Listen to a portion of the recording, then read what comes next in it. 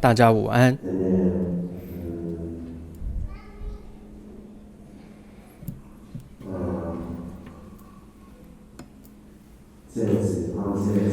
那么今天下午呢，本来是要给予观音菩萨的灌顶，但因为不方便所以改为修持口传。那什么叫做修持口传呢？就是上师讲解观修的方式。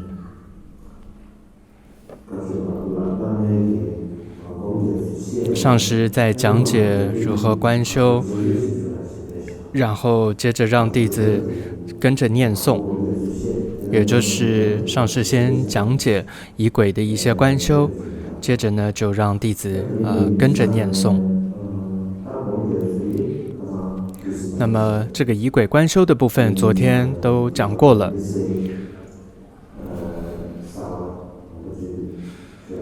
所以今天呢也没有要多说的了。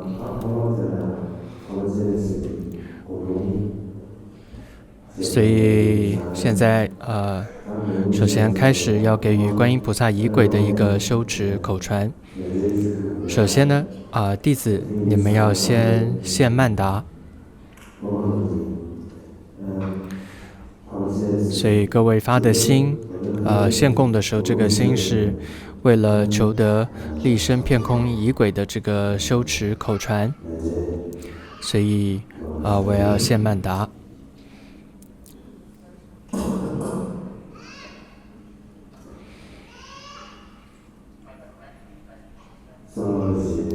大地土香敷妙花，须弥四周日月炎，观为佛国做贡献，有情贤寿清净刹。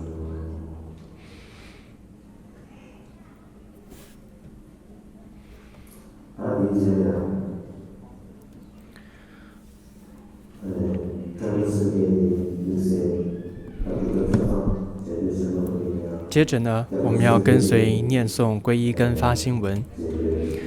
那么就算我们没有办法全文跟随念诵但主要是皈依发心文呢，要跟着念诵。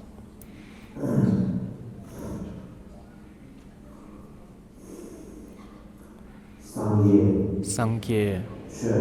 觉堂、错吉、错nam、拉、长处、pardo、达尼、gyapsu、七、达吉、贡德、基贝、sonam、基、drola、pencher、桑叶、drubar、show。诸佛正法圣僧众，直至菩提，我皈依，以我布施等功德，为利众生，愿成佛。这里念3次，第2次。诸佛正法圣僧众，直至菩提，我皈依，以我布施等功德，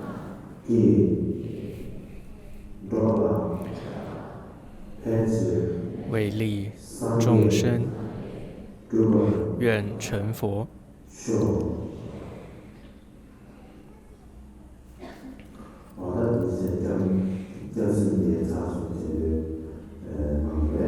那么么我们刚刚是念诵了皈依发心文，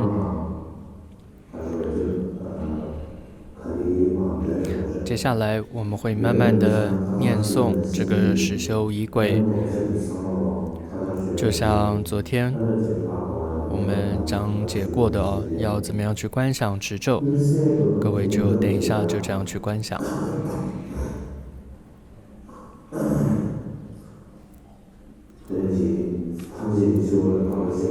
所以就像之前谈到，我们观想每个众生头顶上都有观音菩萨，那我们向他祈请，祈求他给予加持，然后最后观音菩萨的这些身形也融入到自己。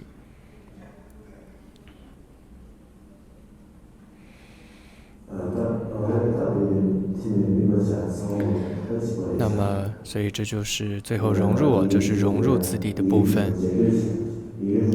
然后在之后，我们也会，你们要跟随我念诵六字大明咒等等。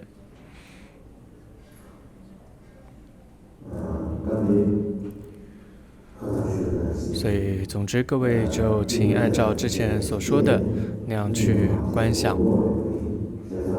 那么我会慢慢的念大家就随着文字做观想。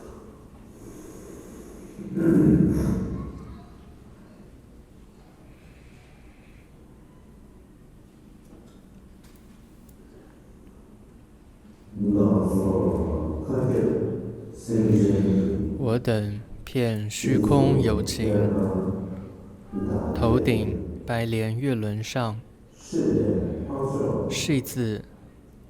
化成圣观音，白色明净五光灿，庄严微笑悲眼视，四背手对为合掌，金珠白莲后二池，绸缎璎珞珠宝饰，鹿皮于肩作披饰，无量光佛为顶檐，双足金刚跏趺坐，背以无垢满月为，摄诸皈依处自性。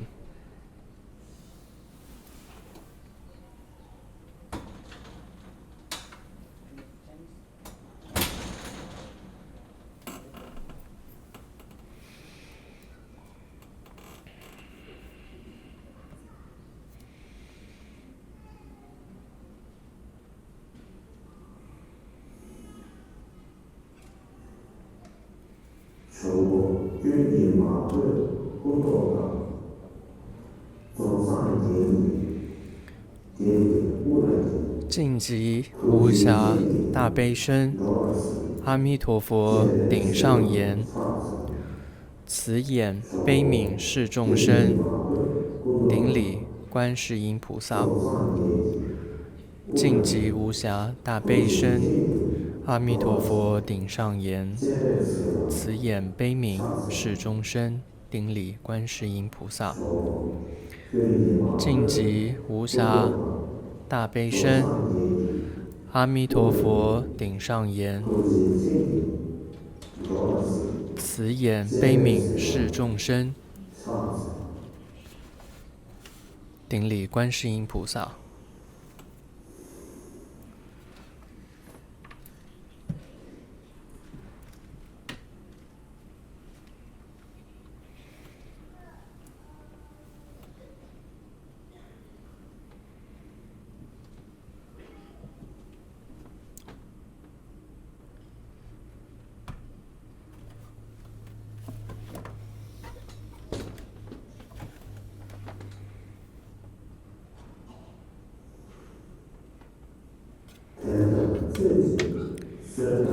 以我专诚祈求力，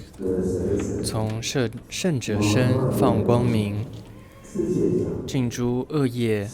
及烦恼，娑婆顿成妙净土，有情众生身口意，悉成观音身口意，相应觉空合为一。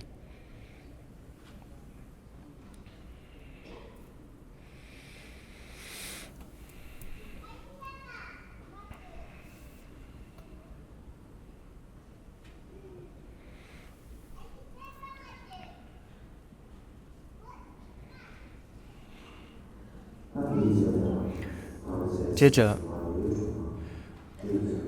大家请跟着念诵六字大明咒：Om Mani Padme Hum Om Mani Padme Hum Om Mani Padme Hum。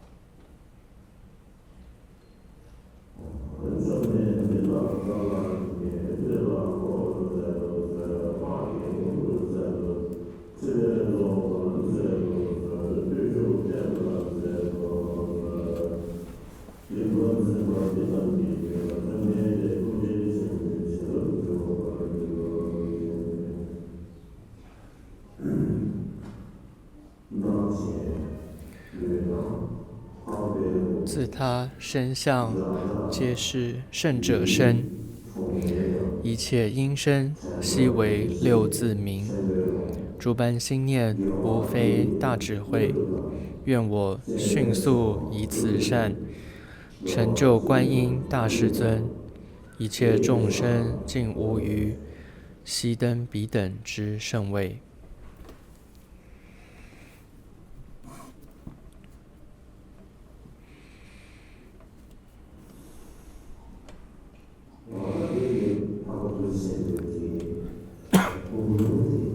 那以上呢，就是观音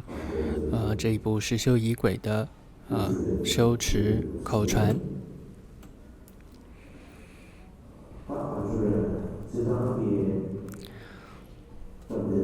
那么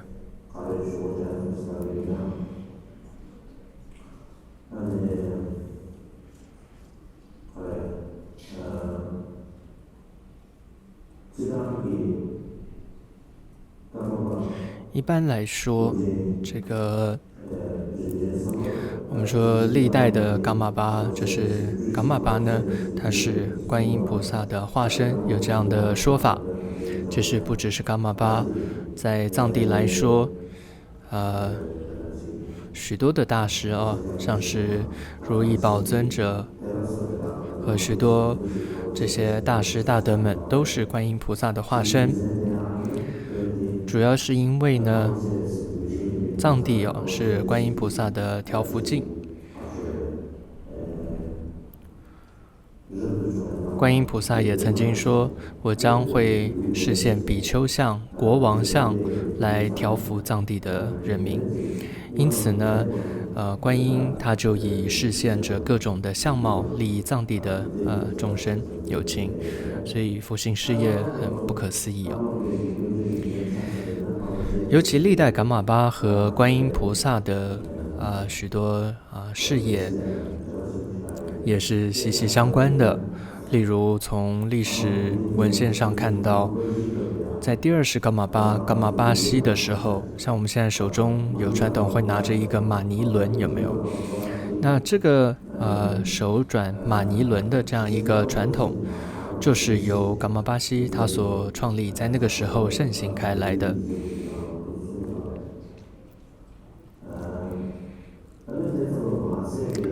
还有像是唱诵玛尼的，就是六字大明咒唱诵的这样的一种传统，也是从噶玛巴西开始的。当时噶玛巴西呢，得到观音菩萨的一个授记，同时他在静观当中见到五部空行唱诵这个六字大明咒，所以他也就因此模仿这样子而倡导唱诵六字大明咒这样一种传统。所以你看到在藏地有很多的地方都会唱诵六字大明咒，当然有不同的调子，但是到处都有唱诵这个观音的心咒。不仅如此，过去当噶玛巴在举行顶戴黑宝冠的仪式的时候，也会有唱诵六字大明咒的这样一种传统。所以总之观音菩萨的各种佛性事业和噶玛巴的传记都有着深厚，历代噶玛巴都有着深厚的一个因缘。所以我觉得这一次我们也很难得，各位也得到了观音菩萨心咒六字大明咒的一个口传，我也觉得很难得。我的希望是，希望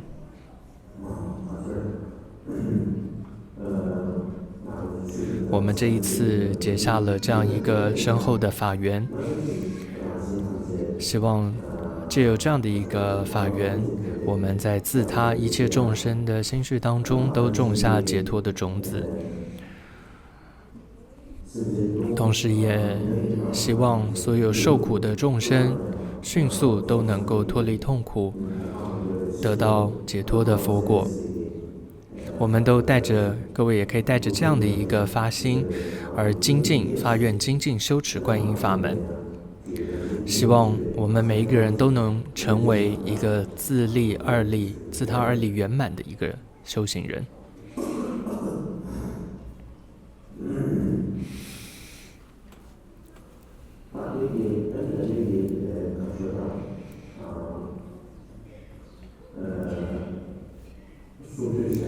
那么这次的课程还有修持口传也算是圆满了。最后我想说一些这个结语那这一段结语主要也是想针对现在很多新闻报道当中，还有在社会上坊间流传许多关于我的消息那各位可能也听到了，所以我想针对这些关于我的消息做一些解说，做一些简短的解说。那毕竟我是有责任在身，所以我也觉得应该尽力的做一些解说。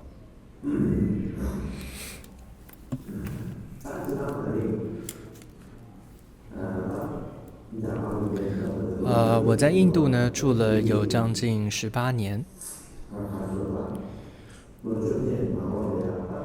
那之后呢，我在印度以外住的最长的时间，大概就是现在这段期间了，将近有1年半，快2年吧。这2年的时间多半我是住在美国。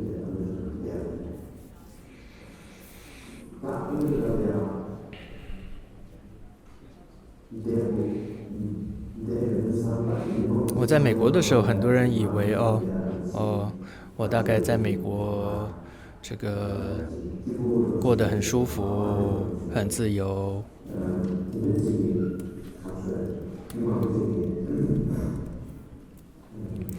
很多人是大概这么认为的。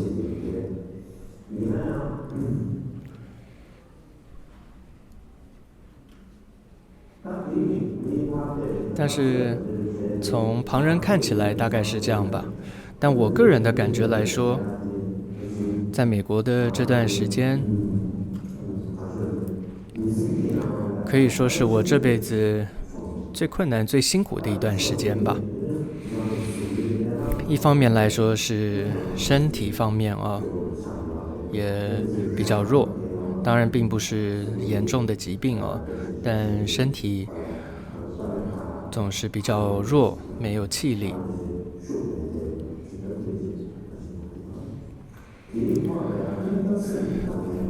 再加上呢，心理上其实也有许多的辛苦，还是有很多的问题要去面对，尤其要面对一些从来没有面临过的一些问题，再加上内外总是有许多的各种pressure， 各种的压力这种种都我要面对。因此可以说，我在美国这段期间是我过去没有经验过的一段辛苦的日子。未来我想或许也很难再遭遇到吧。所以总之在美国这段期间是我可以说最不容易的一段时间，我是这么认为的。当然会变成这样，相信是自己过去的业还有今生的一些缘自己的一些缘所造成的，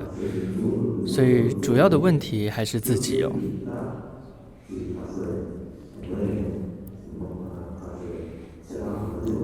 是自己的可能一些做法不够好，或者可能做错了什么，还是也可能是智慧不足，能力不够。总之我觉得这都是问题出在自己身上，我并不会说是有任何其他人而造成这样的问题。事实上我是完全找不到那样一个让我指责的他人或者是其他原因其实问题都出在于我自己。所以可以说就是自己的业吧，过去生的业，还有今生的一些暂时的缘而造成的。但无论如何，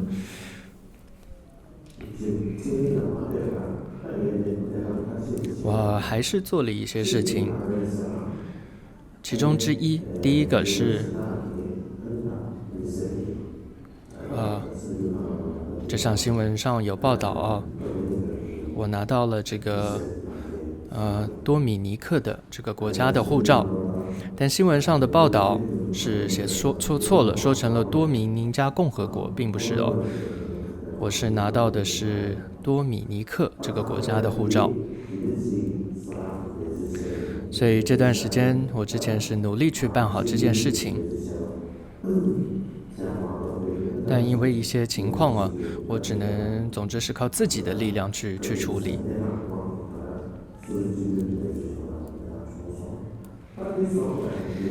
那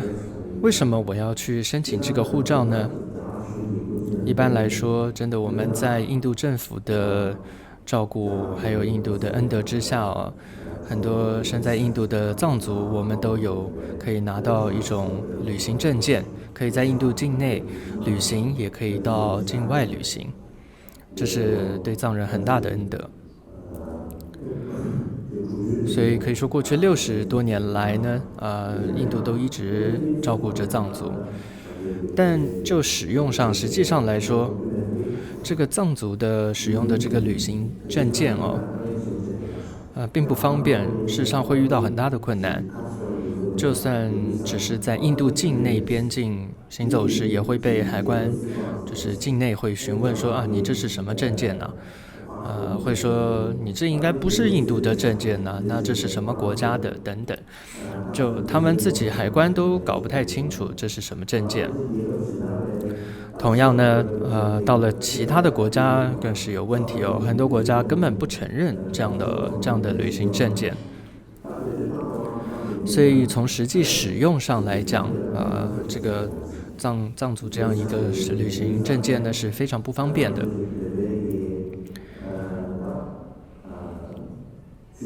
所以我们藏传各个教派的很多大师们，他们也会试着努力得到国外的或者说印度的一个护照。之所以要这么努力就是因为这些大师们，他们也都需要到世界各地去弘法，去利益众生，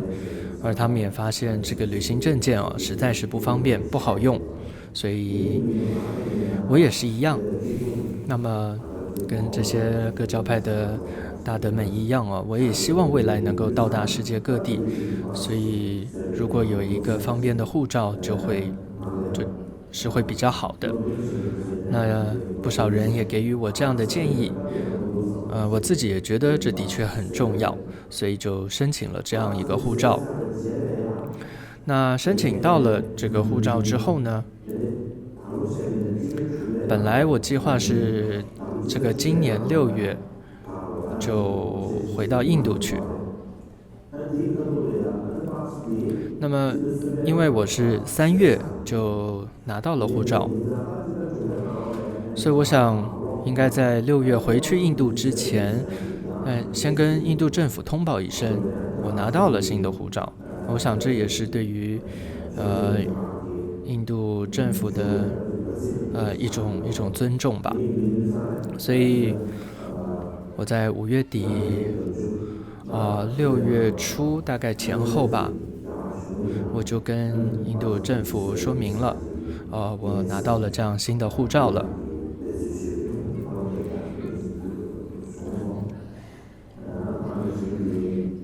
那他们也知道了这样的情况。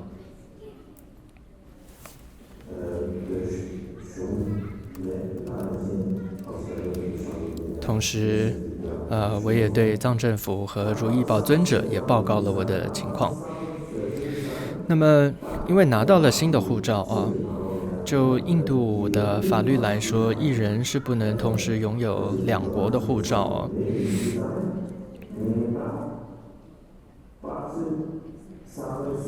所以新的护照是有了，但还没有真正使用过。所以我就想，那要使用一次的话，是去先申请印度签证，然后前往印度一次。所以我也这样就跟印度政府申请签证了，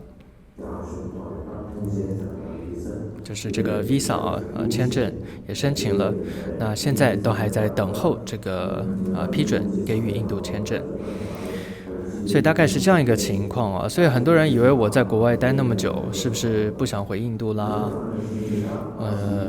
尤其新闻又报道有关护照的消息，很多人又有更多的一些猜测，但实际的情况就是这样子而已。其实就像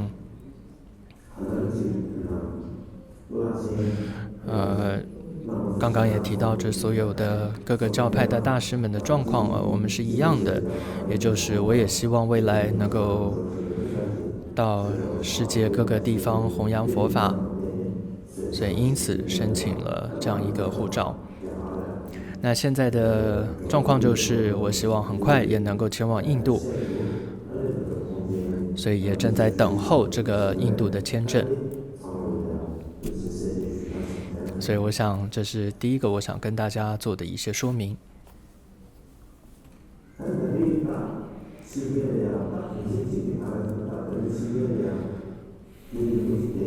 第二个是，我这次在国外住了很久，其实自己也感觉浪费了许多时间。好像特别来讲，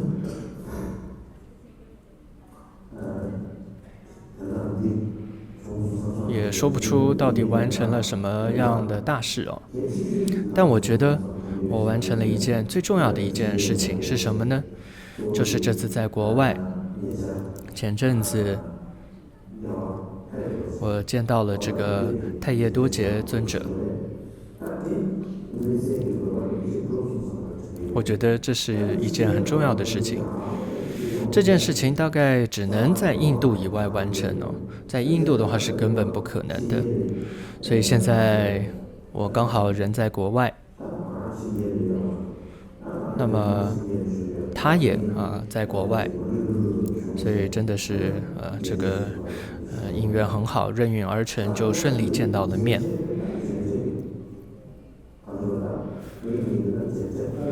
这次的会面，是我们第一次会面。在我们的 Joint Statement， 就是联合声明当中也有提到，会面的地点是在法国的一个近处。那么日期呢是会面的日期是10月的9日跟10日2天，当中我们会见了2次吧。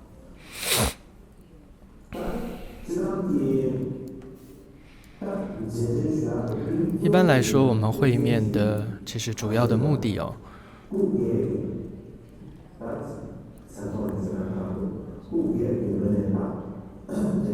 纯粹是私人的一个原因，也就是我们私下想要互相认识跟了解。以我自己来说吧，从小呢，其实我就听说很多有关萨玛仁波切的事情，因为呢，我身边有许多人是从小和萨玛仁波切一起长大的，所以透过他们，我对仁波切有些认识，但是我对于太叶多杰尊者就完全没有了解。因为我身边没有人真正是在他身边的，或者是真正认识他的，一个都没有。所以我也总是好奇他到底是怎么样一个人，他的个性是怎么样的。所以这次见了面，就是真的是面对面的，真的这样见了面了，碰到了，我也真的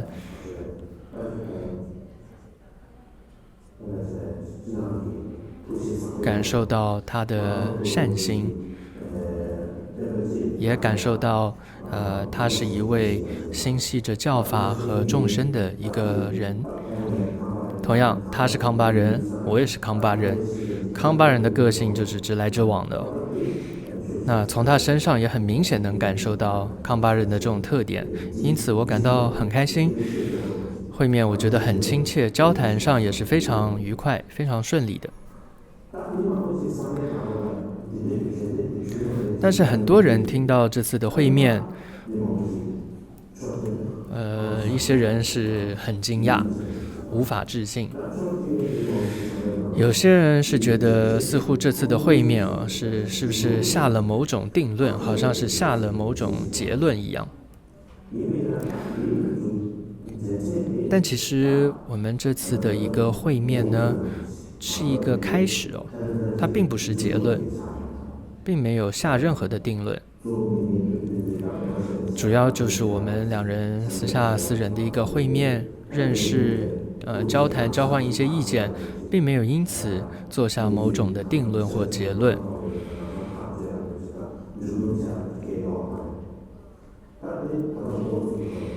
那这只是一个开始，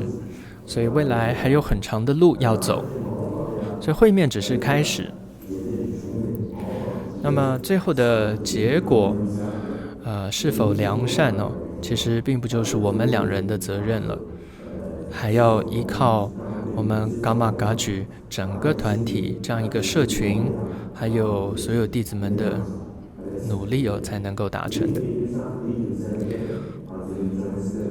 因此呢，在联合声明当中也有提到，我在这里呢也再次的呼吁，就是希望大家的眼光要放远，不要短视于这个几个月或几年，而是要看几十年后，甚至是几代之后，要想得比较远。为什么我这么说？因为现在噶玛噶举分裂为2，我不希望这样的状况延续到后代。我希望大家都有这样的共识，同样也是希望未来噶玛巴和法子的这个转世上不要再有这种真假的争议发生。我希望大家都有这样的一个共识。我就是抱着这样的想法吧，所以促成了这一次的会面。如果我带有任何私心或者偏袒某方的这种心的话，我想不见面反而比较好，因为那只会造成更多的问题。然而从噶玛冈仓整体的角度来看，我觉得这次的会面是必须的。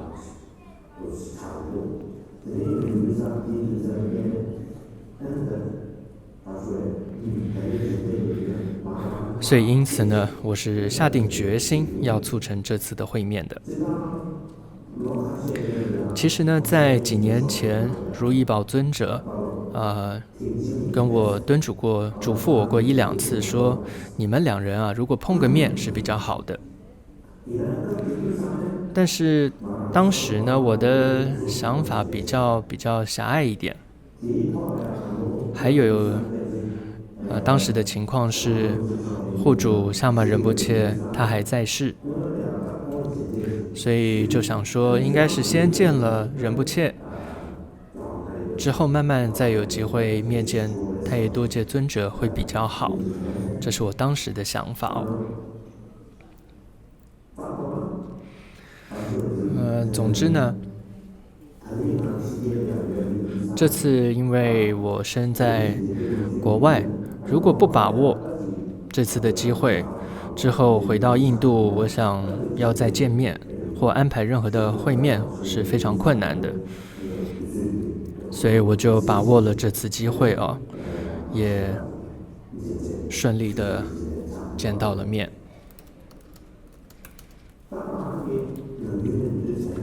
平时我是一直这样子想的，看看我们整个教派从具德杜松前巴一直到日培多杰的这个冈仓噶举这样一个传承，主要是的上师有噶玛巴父子，还有加上他们的传承弟子。这每一位历代祖师是透过了讲说实修事业来持守和发扬佛法，而且用他们的智慧、他们的慈悲和他们的大力量去广度众生、利益众生。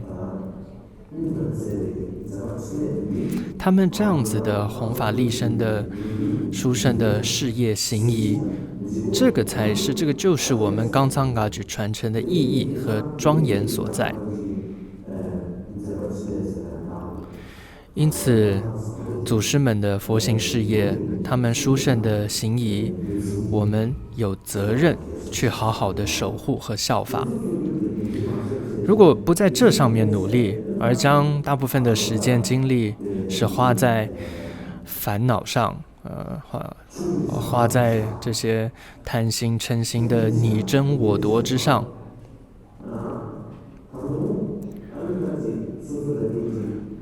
不仅如此，然后还自以为是的觉得自己才是对的一方或者自己才是正义的一方。我觉得这样的做法不正确。这种自以为是的执着真的是最危险的，因为当你自以为是的时候，你完全看不到自己的问题，也看不到对方的功德，你会混淆了对跟错，看不清真实的情况，分不清善恶，这是很危险的，所以我们一定要特别谨慎。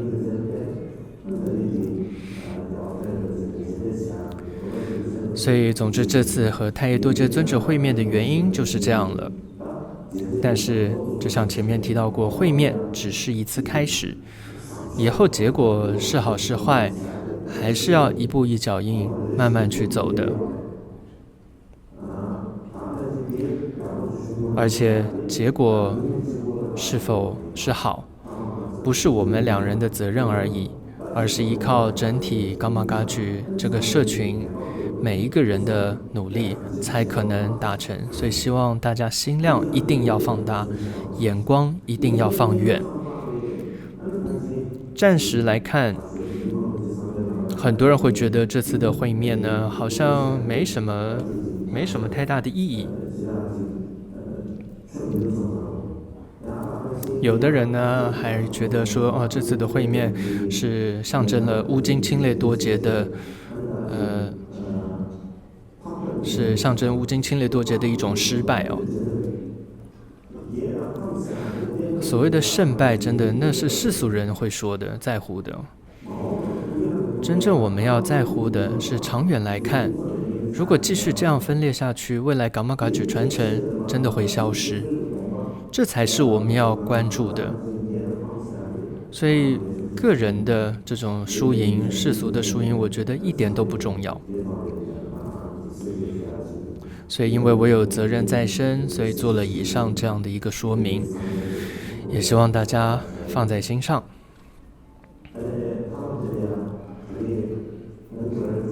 那么最后呢，我还是要对于这次自己无法亲自前来，真的来到多伦多，表达这个歉意希望大家谅解，希望以后很快能够来到多伦多，也希望很快能跟各位见面。在这一段见面之前，我会一直祝福大家身体健康，事业顺利，一切吉祥如意。谢谢。